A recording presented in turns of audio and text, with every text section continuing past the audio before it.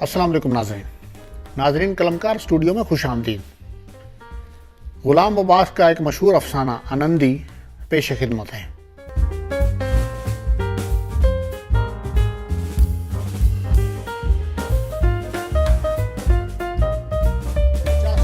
बल्दिया का इजलास जोरों पर था, हाल खचा खच भरा हुआ था और खिलाफे मामूल एक मेंबर भी गैर हाजिर न था।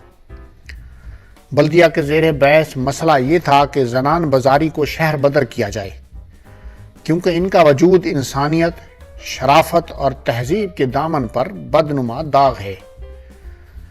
बल्दिया की भारी भरकम रुकन जो मुल्को कौम के सच्चे खैर खा और दर्दमंद समझे जाते थे, निहायत फसाद से तकरीर कर रहे थे। और फिर हजरात, आप ये भी ख्याल फरमाइए कि इनका क़याम शहर के एक ऐसे हिस्से में है जो ना सिर्फ शहर के बीचों बीच आम गुजरगाह है, बल्कि शहर का सबसे बड़ा तिजारती मरकज़ भी है। चुनाचे हर शरीफ आदमी को चारों नाचार इस बाजार से गुजरना पड़ता है।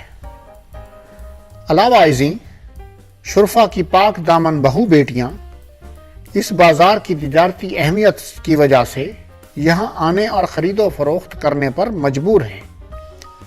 साहिबान, ये शरीफ ज़ादियाँ इन आबरू बाख्ता नीम उराइयाँ बेसवाओं के बनाव सिंगार को देखती हैं तो कुदरती तौर पर उनके दिल में आरैशो दुलरबाई की नई नई उमंगें और वलवले पैदा होते हैं, और वो अपने गरीब शोहरों से तरह तरह के गाज़ों, लॉन्डरों, ज़र्क बरक साड़ियों और कीमती जेवरों की फरमाइशें करने लगती हैं। नतीजा यह होता है कि इनका पुरमसरत घर, उनका राहत कदा हमेशा के लिए जहन्नुम का नमूना बन जाता है।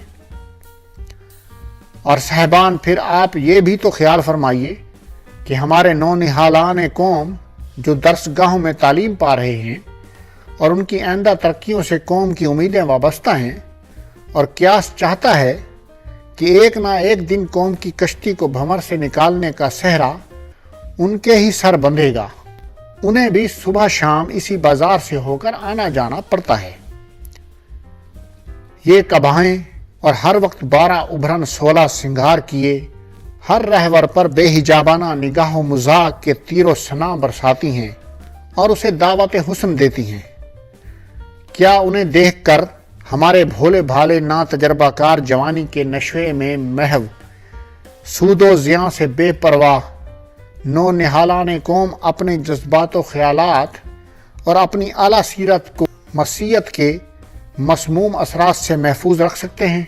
साहिबान, क्या उनका हुस्न ज़हद फ़रेब हमारे नो निहालाने कौम को जादा मुस्तकीम से भटका कर उनके दिल में गुनाह की पुरअसरार लज़्ज़तों की तशनगी पैदा करके एक बेकली, एक इस्तराब, एक हिजान बर्पा ना कर देता होगा? इस मौका पर एक रुकन बल्दिया जो किसी ज़माने में मदरस रह चुके थे और अदाद शुमार से खासा शगफ रखते थे, बोल उठे, साहिबान, वाज़े रहे कि इम्तिहानों में नाकाम रहने वाले तुलबा का तनासुब पिछले 5 साल की निस्बत डेवड़ा हो गया है। एक रुकन ने जो चश्मा लगाए थे और हफ्तावार अखबार के मुदीर एजाजी थे, तकरीर करते हुए कहा, हजरात, हमारे शहर से रोज़ बरोज़ गैरत, शराफत, मर्दानगी, नेकोकारी और परहेजगारी उठती जा रही है, और इसकी बजाय बेगैरती, नामर्दी, बुज़दिली, बदमाशी, चोरी और जालसाजी का दौर दौरा होता जा रहा है। मंशियात का इस्तेमाल बढ़ गया है। कत्ल गारत गरी, खुदकशी और दिवालिया निकलने की वारदातें बढ़ती जा रही हैं। इसका सबब महज इस जनान बाजारी का नापाक वजूद है, क्योंकि हमारे भोले भाले शहरी इनकी जुल्फ़ गीर के असीर होकर होशो खिरद खो बैठते हैं और उनकी बारगाह तक रसाई की ज़्यादा से ज़्यादा कीमत अदा करने के लिए हर जायज़ व नाजायज़ तरीक़ा से ज़र हासिल करते हैं। बाज़ औक़ात वो इस सही व कोशिश में जामा इंसानियत से बाहर हो जाते हैं और कभी अफ़ाल का इर्तिकाब कर बैठते हैं। नतीजा ये होता है कि वो जाने अजीज़ ही से हाथ धो बैठते हैं या जेल खानों में पड़े सड़ते रहते हैं। एक पेंशन याफ्ता मुअम्मर रुकन जो वसी ख़ानदान के सरपरस्त थे और दुनिया का सर्द गर्म देख चुके थे, اور اب کشمکش حیات سے تھک کر باقی ماندہ عمر سستانے اور اپنے اہل و عیال کو اپنے سایہ میں پنپتا ہوا دیکھنے کے متمنی تھے، تقریر کرنے اٹھے۔ ان کی آواز لرزتی ہوئی تھی اور لہجہ فریاد کا انداز لیے ہوئے تھا۔ بولے، صاحبان، رات رات بھر ان لوگوں کے طبلے کی تھاپ، ان کی گلے بازیاں، ان کے اشاک کی دھینگا مشتی، گالی گلوچ، شور و غل، ہا ہا ہو سن کر اس کے آس پاس رہنے والے شرفا کے کان پک گئے ہیں۔ ذیق میں جان آ گئی ہے۔ رات کی نیند حرام ہے تو دن کا چین مفقود۔ علاوہ ازیں ان کے قرب سے ہماری بہو بیٹیوں کے اخلاق پر جو اثر پڑتا ہے اس کا اندازہ ہر صاحب اولاد خود کر سکتا ہے۔ آخری فقرہ کہتے ہوئے ان کی آواز بھرا گئی اور وہ اس سے زیادہ کچھ نہ کہہ سکے۔ سب ارکان بلدیہ کو ان سے ہمدردی تھی، کیونکہ بدقسمتی سے ان کا مکان اس بازار حسن کے عین وسط میں واقع تھا۔ ان کے بعد ایک رکن بلدیہ نے، جو پرانی تہذیب کے علمبردار تھے اور آثار قدیمہ کو اولاد سے زیادہ عزیز رکھتے تھے، تقریر کرتے ہوئے کہا، حضرات، باہر سے جو سیاح اور ہمارے احباب اس مشہور اور تاریخی شہر کو دیکھنے آتے ہیں، جب وہ اس بازار سے گزرتے ہیں اور اس کے متعلق استفسار کرتے ہیں تو یقین کیجئے کہ ہم پر گھڑوں پانی پڑ جاتا ہے۔ اب صدر بلدیہ تقریر کرنے اٹھے۔ گو قد ٹھگنا اور ہاتھ پاؤں چھوٹے چھوٹے تھے، مگر سر بڑا تھا، جس کی وجہ سے بردبار آدمی معلوم ہوتے تھے۔ لہجہ میں حد درجہ متانت تھی۔ بولے، حضرات، میں اس امر میں قطعی طور پر آپ سے متفق ہوں کہ اس طبقہ کا وجود ہمارے شہر اور ہماری تہذیب و تمدن کے لیے بیسے صدے آر ہے، لیکن مشکل یہ ہے کہ اس کا تدارک کس طرح کیا جائے۔ اگر ان لوگوں کو مجبور کیا جائے کہ یہ اپنا ذلیل پیشہ چھوڑ دیں تو یہ سوال پیدا ہوتا ہے کہ یہ لوگ کھائیں گے کہاں سے۔ ایک صاحب بول اٹھے، یہ عورتیں شادی کیوں نہیں کر لیتی؟ اس پر ایک طویل فرمائشی کہکا پڑا اور حال کی ماتمی فضا میں یک بارگی شگفتگی کے آثار پیدا ہو گئے۔ جب اجلاس میں خاموشی ہوئی تو صاحب صدر بولے، حضرات، یہ تجویز بارہا ان لوگوں کے سامنے پیش کی جا چکی ہے۔ اس کا ان کی طرف سے یہ جواب دیا جاتا ہے کہ آسودہ اور عزت دار لوگ خاندانی حرمت و ناموس کے خیال سے انہیں اپنے گھروں میں گھسنے نہ دیں گی، اور مفلس اور ادنا طبقہ کے لوگوں کو جو محض ان کی دولت کے لیے ان سے شادی کرنے پر آمادہ ہوں گے، یہ عورتیں خود منہ نہیں لگائیں گی۔ اس پر ایک صاحب بولے، بلدیہ کو ان کے نجی معاملوں میں پڑنے کی ضرورت نہیں۔ بلدیہ کے سامنے تو یہ مسئلہ ہے کہ یہ لوگ چاہے جہنم میں جائیں مگر اس شہر کو خالی کر دیں۔ صدر نے کہا، صاحبان، یہ بھی آسان کام نہیں ہے۔ ان کی تعداد 10-20 نہیں، سینکڑوں تک پہنچتی ہے، اور پھر ان میں سے بہت سی عورتوں کے ذاتی مکانات ہیں۔ یہ مسئلہ کوئی مہینے بھر تک بلدیہ کے زیر بحث رہا اور بالآخر تمام اراکین کی اتفاق رائے سے یہ امر قرار پایا کہ زنان بازاری کے مملوکہ مکانوں کو خرید لینا چاہیے اور انہیں رہنے کے لیے شہر سے کافی دور کوئی الگ تھلگ علاقہ دے دینا چاہیے۔ ان عورتوں نے بلدیہ کے اس فیصلے کے خلاف سخت احتجاج کیا۔ بعض نے نافرمانی کر کے بھاری جرمانے اور قیدیں بھگتیں، مگر بلدیہ کی مرضی کے آگے ان کی کوئی پیش نہ چل سکی اور چاروں نہ چار صبر کر کے رہ گئیں۔ اس کے بعد ایک عرصہ تک ان زنان بازاری کے مملوکہ مکانوں کی فہرستیں اور نقشے تیار ہوتے رہے اور مکانوں کے گاہک پیدا کیے جاتے رہے۔ بیشتر مکانوں کو بذریعہ نیلام فروخت کرنے کا فیصلہ کیا گیا۔ ان عورتوں کو 6 مہینے تک شہر میں پرانے ہی مکانوں میں رہنے کی اجازت دے دی گئی تاکہ اس عرصہ میں وہ نئے علاقے میں مکان وغیرہ بنوا سکیں۔ ان عورتوں کے لیے جو علاقہ منتخب کیا گیا وہ شہر سے 6 کوس دور تھا۔ 5 کوس تک کوئی پکی سڑک جاتی تھی اور اس سے آگے کوس بھر کا کچا راستہ تھا۔ کسی زمانے میں وہاں کوئی بستی ہوگی، مگر اب تو کھنڈروں کے سوا کچھ نہ تھا، جن میں سانپوں اور چمگادڑوں کے مسکن تھے اور دن دہاڑے الو بولتا تھا۔ اس علاقے کے نواح میں کچے گھروندے والے کئی چھوٹے چھوٹے گاؤں تھے، مگر کسی کا بھی فاصلہ یہاں سے 2-2.5 میل سے کم نہ تھا۔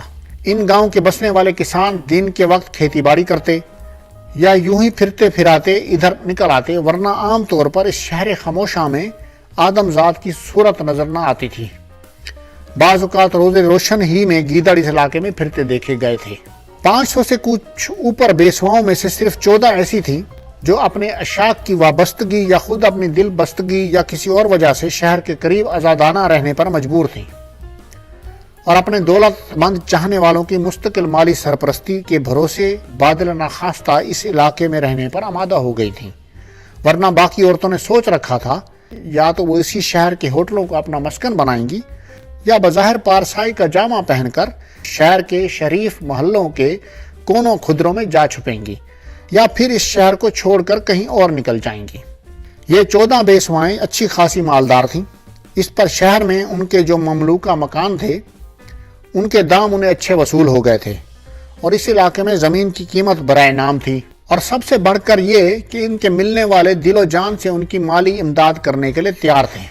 چنانچہ انہوں نے اس علاقے میں جی کھول کر بڑے بڑے عالی شان مکان بنوائے۔ اونچی اور ہموار جگہ جو ٹوٹی پھوٹی قبروں سے ہٹ کر تھی منتخب کی گئی، زمین کے قطع صاف کرائے گئے اور چابک دست نقشہ نویسوں سے مکان کے نقشے بنوائے گئے، اور چند ہی روز میں تعمیر کا کام شروع ہو گیا۔ دن بھر اینٹ، مٹی، چونا، شتیر، گارڈر اور دوسرا عمارتی سامان گاڑیوں، چھکڑوں، خچروں، گدھوں اور انسانوں پر لد کر اس بستی میں آتا اور منشی صاحب حساب کتاب کی کاپیاں بغلوں میں دبائے انہیں گنواتے اور کاپیوں میں درج کرتے۔ میر صاحب معماروں کو کام کے متعلق ہدایات دیتے، معمار مزدوروں کو ڈانٹتے ڈپٹتے، مزدور ادھر ادھر دوڑتے پھرتے، مزدور نئیوں کو چلا چلا کر پکارتے اور اپنے ساتھ کام کرنے کے لیے بلاتے۔ غرض سارا دن ایک شور ہنگامہ برپا رہتا اور سارا دن آس پاس کے گاؤں کے دیہاتی اپنے کھیتوں میں اور دیہاتنے اپنے گھروں میں ہوا کے جھونکوں کے ساتھ دور سے آتی ہوئی کھٹ کھٹ کی دھیمی آوازیں سنتی رہتی۔ اس بستی کے کھنڈروں میں ایک جگہ مسجد کے آثار تھے اور اس کے پاس ہی ایک کنواں تھا جو بند پڑا تھا۔ راج مزدوروں نے کچھ تو پانی حاصل کرنے اور بیٹھ کر سستانے کی غرض سے اور کچھ ثواب کمانے اور اپنے نمازی بھائیوں کی عبادت گزاری کے خیال سے سب سے پہلے اس کی مرمت کی۔ چونکہ یہ فائدہ بخش اور ثواب کا کام تھا اس لیے کسی نے کچھ نہ اعتراض کیا۔ چنانچہ 2-3 روز میں مسجد تیار ہو گئی۔ دن کو 12 بجے جیسے ہی کھانے کی چھٹی ہوتی 200-250 راج مزدور، میر عمارت، منشی اور ان بیسواؤں کے رشتہ دار یا کرندے جو تعمیر کی نگرانی پر مامور تھے اسی مسجد کے آس پاس جمع ہو جاتے اور اچھا خاصا میلہ لگ جاتا۔ ایک دن ایک دیہاتی بڑھیا جو پاس کے کسی گاؤں میں رہتی تھی اسی بستی کی خبر سن کر آ گئی۔ اس کے ساتھ ایک خرد سال لڑکا تھا۔ دونوں نے مسجد کے قریب ایک درخت کے نیچے گھٹیا سگریٹ، بیڑی، چنے اور گڑ کی بنی ہوئی مٹھائیوں کا خانچہ لگا لیا۔ بڑھیا کو آئے ابھی 2 دن بھی نہ گزرے تھے کہ ایک بوڑھا کسان کہیں سے ایک مٹکا اٹھا لایا اور کنویں کے پاس اینٹوں کا ایک چھوٹا سا چبوترا بنا پیسے کے 2 شکر کے شربت کے گلاس بیچنے لگا۔ ایک کنجڑے کو جو خبر ہوئی وہ ایک ٹوکرے میں خربوزے بھر کر لے آیا اور خوانچہ والی بڑھیا کے پاس بیٹھ کر لے لو خربوزے، شہد سے میٹھے خربوزے کی صدا لگانے لگا۔ ایک شخص نے کیا کیا، گھر سے سیڑھی پائے پکا دیگچی میں رکھ خوانچہ میں لگا، تھوڑی سی روٹیاں، مٹی کے 2-3 پیالے اور ٹین کا ایک گلاس لے کر موجود ہوا اور اسی بستی کے کارکنوں کو جنگل میں گھر کی ہنڈیا کا مزہ چکھانے لگا۔ ظہر اور عصر کے وقت میر عمارت، منشی، معمار اور دوسرے لوگ مزدوروں سے کنویں سے پانی نکلوا کر وضو کرتے نظر آتے۔ ایک شخص مسجد میں جا کر اذان دیتا، پھر ایک کو امام بنا دیا جاتا اور دوسرے لوگ اس کے پیچھے کھڑے ہو کر نماز پڑھتے۔ کسی گاؤں میں ایک ملا کے کان میں جو بھنک پڑی کہ فلاں مسجد میں امام کی ضرورت ہے، وہ دوسرے ہی دن علل صبح ایک سبز جزدان میں قرآن شریف، پنج سورہ، رحل اور مسئلے مسائل کے چند چھوٹے چھوٹے رسالے رکھ موجود ہوا اور اس مسجد کی امامت باقاعدہ طور پر اسے سونپ دی گئی۔ ہر روز تیسرے پہر گاؤں کا ایک کبابی سر پر اپنے سامان کا ٹوکرا اٹھائے آ جاتا اور خانچہ والی بڑھیا کے پاس زمین پر چولہا بنا کباب، کلیجی، دل اور گردے سیخوں پر چڑھا بستی والوں کے ہاتھ بیچتا۔ ایک بھٹیاری نے جو یہ حال دیکھا تو اپنے میاں کو ساتھ لے کر مسجد کے سامنے میدان میں دھوپ سے بچنے کے لیے پھونس کا ایک چھپر ڈال کر تندور گرم کرنے لگی۔ کبھی کبھی ایک نوجوان دیہاتی نائی پھٹی پرانی کسبت گلے میں ڈالے جوتی کی ٹھوکروں سے راستے کے روڑوں کو لڑکاتا ادھر ادھر گشت کرتا آ جاتا۔ ان بیسواؤں کے مکانوں کی تعمیر کی نگرانی ان کے رشتہ دار یا کرندے تو کرتے ہی تھے۔ کسی دن وہ دوپہر کے کھانے سے فارغ ہو کر اپنے اشاک کے ہمراہ خود بھی اپنے اپنے مکانوں کو بنتا دیکھنے آ جاتی اور غروب آفتاب سے پہلے یہاں سے نہ جاتی۔ اس موقع پر فقیروں اور فقیرنیوں کی ٹولیاں نہ جانے کہاں سے آ جاتی اور جب تک خیرات نہ لے لیتی اپنی صداؤں سے برابر شور مچاتی رہتی اور انہیں بات نہ کرنے دیتی۔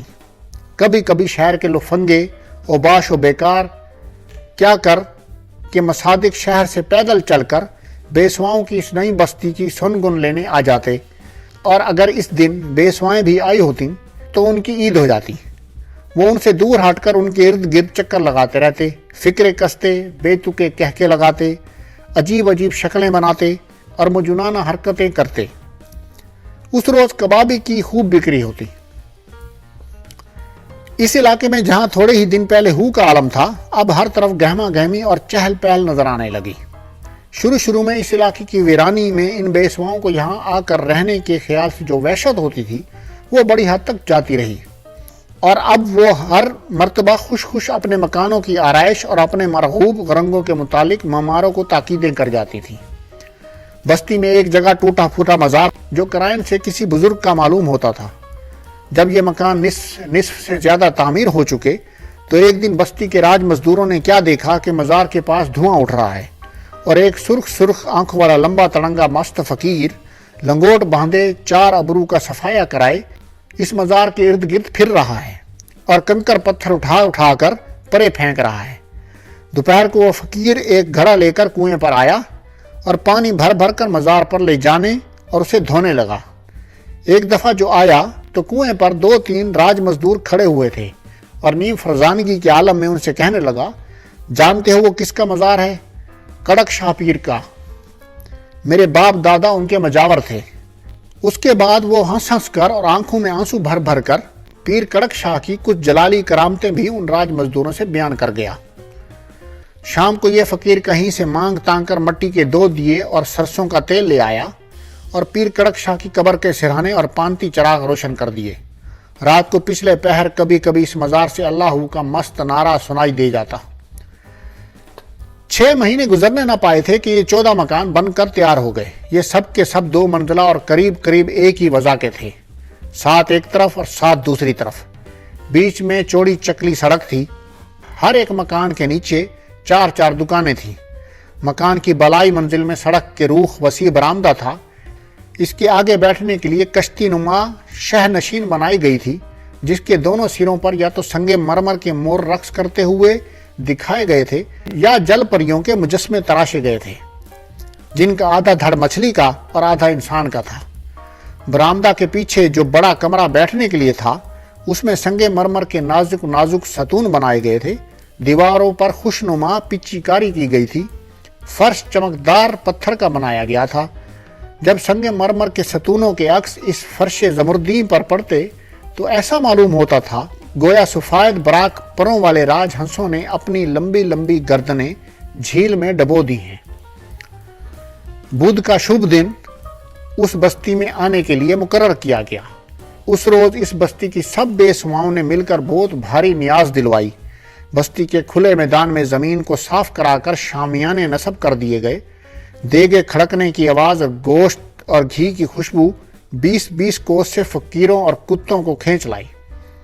دوپہر ہوتے پیر کڑک شاہ کے مزار کے پاس جہاں لنگر تقسیم کیا جانا تھا، اس قدر فقیر جمع ہو گئے کہ عید کے روز کسی بھی بڑے شہر کی جامع مسجد کے پاس بھی نہ ہوئے ہوں گے۔ پیر کڑک شاہ کے مزار کو خوب صاف کروایا اور دھلوایا گیا اور اس پر پھولوں کی چادر بھی چڑھائی گئی۔ اس مست فقیر کو نیا جوڑا سلوا کر پہنایا گیا، جسے اس نے پہنتے ہی پھاڑ ڈالا۔ شام کو شامیانی کے نیچے دودھ سے اجلی چاندنی کا فرش کر دیا گیا۔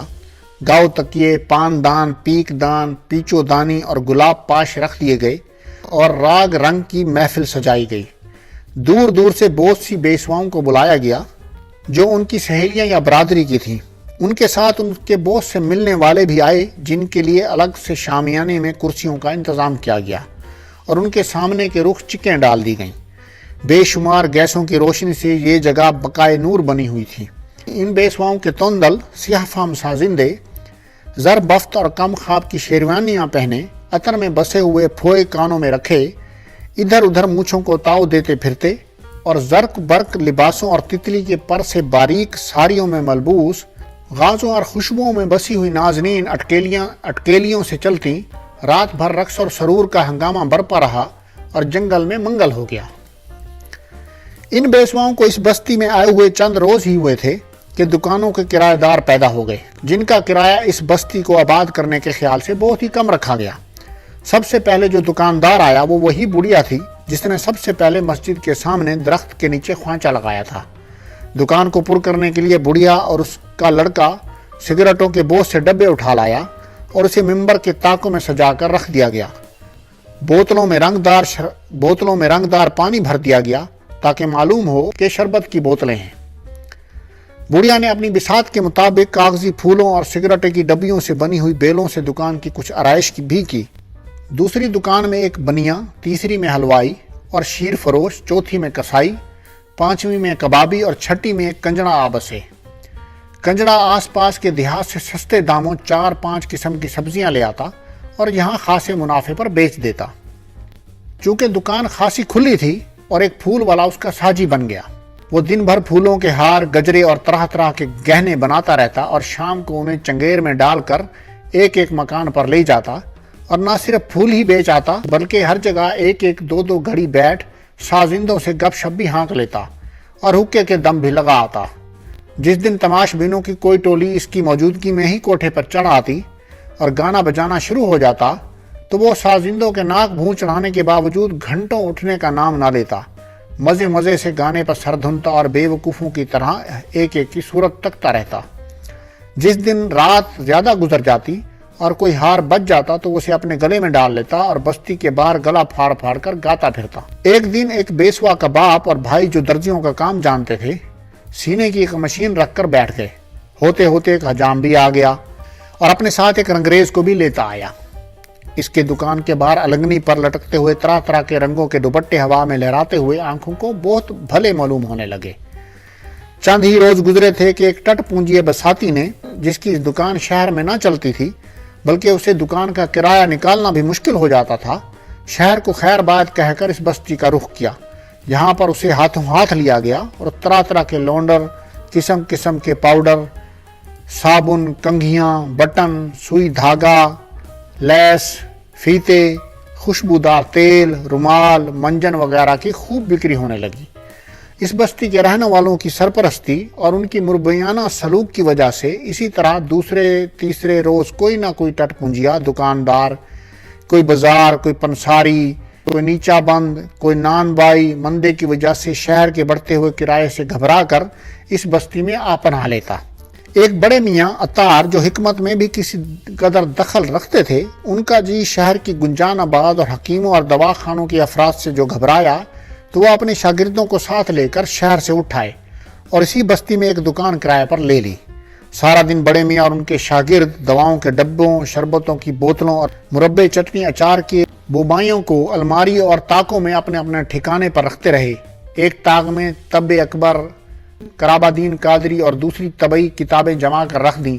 کواڑوں کی اندرونی جانب اور دیواروں کے ساتھ جو جگہ خالی بچی، وہاں انہوں نے اپنے خاص مجربات کے اشتہارات سیاہی روشنائی سے جلی لکھ کر اور دفیتوں پر چپکا کر آویزاں کر دیے۔ ہر روز صبح کو بیسواؤں کے ملازم گلاس لے کر آ موجود ہوتے اور شربت بزوری، شربت بنفشہ، شربت انار اور ایسے ہی نزہت بخش روح افزا شربت و عرق، خمیرہ گاؤ زبان اور تقویت پہنچانے والے مربے مائے ورق ہائے نکرہ لے جاتے۔ جو دکانیں بچ رہیں ان میں بیسواؤں کے بھائی بندوں اور سازندوں نے اپنی چارپائیاں ڈال دیں۔ دن بھر یہ لوگ ان دکانوں میں تاش، چوسر اور شطرنج کھیلتے، بدن پر تیل ملواتے، سبزی گھوٹتے، بٹیروں کی پالیاں کراتے، تیتروں سے سبحان تیری قدرت کی رٹ لگواتے اور گھڑا بجا کر گاتے۔ ایک بیسوا کے سازندے نے ایک دکان خالی دیکھ کر اپنے بھائی کو جو ساز بناتا تھا اس میں لا بٹھایا۔ دکان کی دیواروں کے ساتھ ساتھ کیلیں ٹھونک کر ٹوٹی پھوٹی مرمت طلب سارنگیاں، ستار، تمبورے، دلربا وغیرہ ٹانگ دیے گئے۔ یہ شخص ستار بجانے میں بھی کمال رکھتا تھا۔ شام کو اپنی دکان میں ستار بجاتا، جس کی میٹھی آواز سن کر آس پاس کے دکاندار اپنی دکانوں سے اٹھ کر آ جاتے اور دیر تک بت بنے ستار سنتے رہتے۔ اس ستار نواز کا ایک شاگرد تھا جو ریلوے کے دفتر میں کلرک تھا۔ اسے ستار سیکھنے کا بہت شوق تھا۔ جیسے ہی وہ دفتر سے چھٹی ہوئی سیدھا سائیکل اڑاتا ہوا اس بستی کا رخ کرتا اور گھنٹہ ڈیڑھ گھنٹہ دکان میں ہی بیٹھ کر مشق کیا کرتا۔ غرض اسی ستار نواز کے دم سے بستی میں خاصی رونق رہنے لگی۔ مسجد کے ملا جی جب تک تو یہ بستی زیر تعمیر رہی رات کو دیہات اپنے گھر چلے جاتے تھے، مگر اب جب کہ انہیں دونوں وقت مرغن کھانا بافرات پہنچنے لگا تو وہ رات کو بھی یہیں رہنے لگے۔ رفتہ رفتہ بعض بیسواؤں کے گھروں سے بچے بھی مسجد میں پڑھنے آنے لگے، جس سے ملا جی کو روپے پیسے کی بھی آمدنی ہونے لگی۔ ایک شہر گھومنے والی گھٹیا درجے کی تھیٹر کمپنی کو جب زمین کے چڑھتے ہوئے کرایہ اور اپنی بے مائگی کے باعث شہر میں کہیں جگہ نہ ملی تو اس نے بستی کا رخ کیا اور ان بیسواؤں کے مکانوں سے کچھ فاصلے پر میدان میں تمبو کھڑے کر کے ڈیرے ڈال دیے۔ اس کے ایکٹر اداکاری کے فن سے محض نابلد تھے، ان کے ڈریس پھٹے پرانے تھے جن کے بہت سے ستارے جھڑ چکے تھے، اور یہ لوگ تماشا بھی بہت دقیانوسی دکھاتے تھے، مگر اس کے باوجود یہ کمپنی چل نکلی۔ اس کی وجہ یہ تھی کہ ٹکٹ کے دام بہت کم تھے۔ شہر کے مزدور پیشہ لوگ، کارخانوں میں کام کرنے والے اور غریب غربا جو دن بھر کی کڑی مشقت کی کسر شور و غل، خرمستیوں اور ادنا عیاشیوں سے نکالنا چاہتے تھے، 5-5 6-6 کی ٹولیاں بنا کر گلے میں پھولوں کے ہار ڈالے، ہنستے بولتے، بانسری اور الغوزے بجاتے، راہ چلتوں پر آوازیں کستے، گالی گلوچ بکتے، شہر سے پیدل چل کر تھیٹر دیکھنے آتے اور لگے ہاتھوں بازار حسن کی سیر بھی کر جاتے۔ جب تک ناٹک شروع نہ ہوتا تھیٹر کا ایک مسخرہ تمبو کے باہر ایک سٹول پر کھڑا کبھی منہ پھلاتا، کبھی آنکھیں مٹکاتا، عجیب حیا سوز حرکتیں کرتا، جنہیں دیکھ کر یہ لوگ زور زور سے کہکے لگاتے اور گالیوں کی صورت داد دیتے۔ رفتہ رفتہ دوسرے لوگ بھی اس بستی میں آنے شروع ہوئے، چنانچہ شہر کے بڑے بڑے چوکوں میں تانگے والے کی صدائیں آنے لگیں۔ آؤ کوئی نئی بستی کو شہر کے 5 کوس تک جو پکی سڑک جاتی تھی اس پر پہنچ کر تانگے والے سواریوں سے انعام حاصل کرنے کے لالچ یا ان کی فرمائش پر تانگوں کی دوڑیں کراتے، منہ سے ہارن بجاتے، اور جب کوئی تانگا آگے نکل جاتا تو ان کی سواریاں ناروں سے آسمان سر پر اٹھا لیتی۔ اس دوڑ میں غریب گھوڑوں کا برا حال ہوتا تھا۔ رکشا والے تانگے والوں سے کیوں پیچھے رہتے؟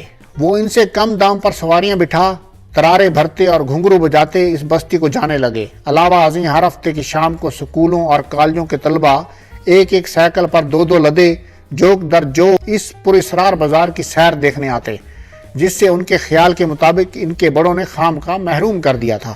رفتہ رفتہ اس بستی کی شہرت چاروں طرف پھیلنے اور مکانوں اور دکانوں کی مانگ بڑھنے لگی۔ وہ بیسوائیں جو پہلے اس بستی میں آنے پر تیار نہ ہوتی تھیں، اب اس کی دن دگنی رات چگنی ترقی دیکھ کر اپنی بے وقوفی پر افسوس کرنے لگیں۔ کئی عورتوں نے جھٹ زمینیں خریدیں، ان بیسواؤں کے ساتھ اسی وضاقتہ کے مکان بنوانے شروع کر دیے۔ علاوہ ازیں شہر کے بعض مہاجنوں نے بھی اس بستی کے آس پاس سستے داموں زمینیں خرید کر کرایہ پر اٹھانے کے لیے چھوٹے چھوٹے کئی مکان بنوا ڈالے۔ نتیجہ یہ ہوا کہ وہ فحاشا عورتیں جو ہوٹلوں اور شرعی محلوں میں روپوش تھیں، مور و ملخ کی طرح اپنے نہا خانوں سے باہر نکل آئیں اور مکانوں میں آباد ہو گئیں۔ بعض چھوٹے چھوٹے مکانوں میں اس بستی کے وہ دکاندار آ بسے جو عیالدار تھے اور رات کو دکانوں میں سو نہ سکتے تھے۔ اس بستی میں آبادی تو خاصی ہو گئی تھی، مگر ابھی تک بجلی کی روشنی کا انتظام نہیں ہوا تھا۔ چنانچہ اس بیسواں اور بستی کے تمام رہنے والوں کی طرف سے سرکار کے پاس بجلی کے لیے درخواست بھیجی گئی، جو تھوڑے دنوں بعد منظور کر لی گئی۔ اس کے ساتھ ہی ایک ڈاک خانہ بھی کھول دیا گیا۔ ایک بڑے میاں ڈاک خانے کے باہر ایک صندوقچے میں لفافے، کارڈ اور قلم دوات رکھ بستی کے لوگوں کے خط پتر لکھنے لگے۔ ایک دفعہ بستی میں شرابیوں کی 2 ٹولیوں کا فساد ہو گیا، جس میں سوڈا واٹر کی بوتلوں، چاقوؤں اور اینٹوں کا آزادانہ استعمال کیا گیا اور کئی لوگ سخت مجروح ہوئے۔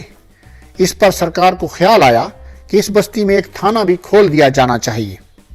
تھیٹر کمپنی 2 مہینے تک رہی اور اپنی بساط کے مطابق خاصا کما کے لے گئی۔ اس شہر کے ایک سینما مالک نے سوچا کیوں نہ اس بستی میں ایک سینما کھول دیا جائے۔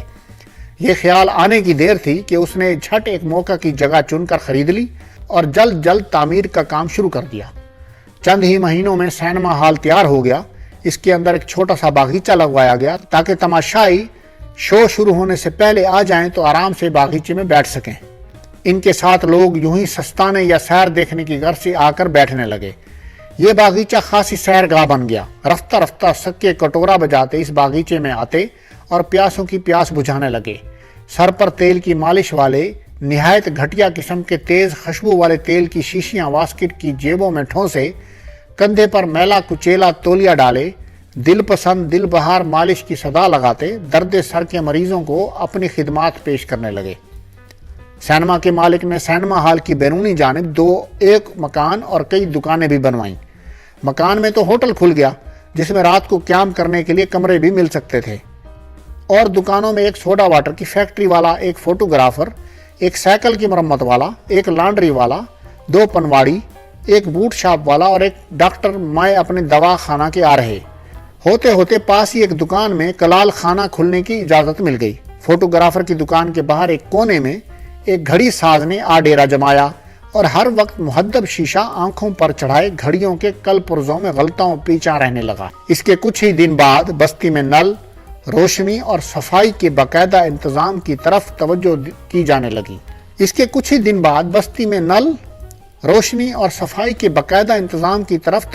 جانے لگی۔